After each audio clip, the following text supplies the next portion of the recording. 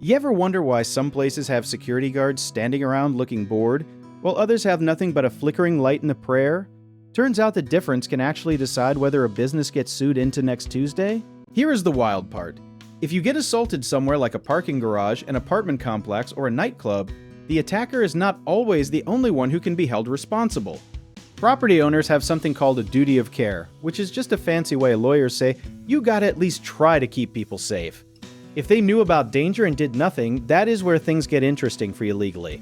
Think about it like this. If a landlord ignores a broken gate for 6 months while 3 break-ins already happened, and then you get hurt, that landlord basically built their own lawsuit. This is called premises liability, and inadequate security claims fall right under that umbrella. It is not about proving the criminal was bad. Everyone already knows that.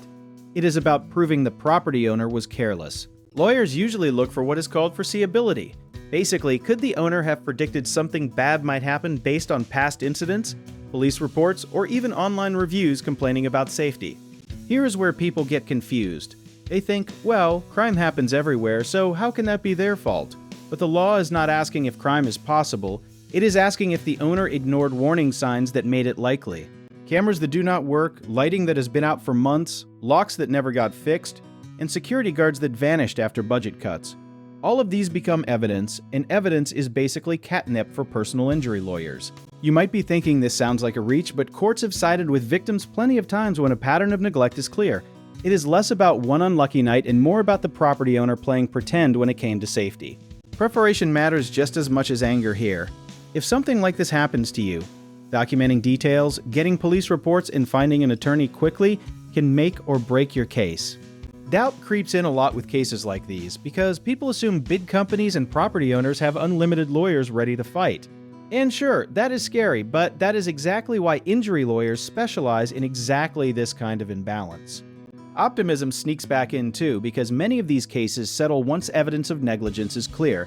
Nobody wants their broken camera system becoming Exhibit A in front of a jury. History has shown these lawsuits shaping how malls, apartments, and even concert venues handle security today. It is basically why some parking garages suddenly upgraded lighting a few years after a lawsuit made local news. At the end of the day, this is not about assuming bad things will happen everywhere you go. It is about knowing that if negligence played a role in your injury, the law gives you a way to hold the responsible party accountable. So if any of this got you curious about your rights or whether your situation might qualify, you want to learn more about our company? Check out our links in the description.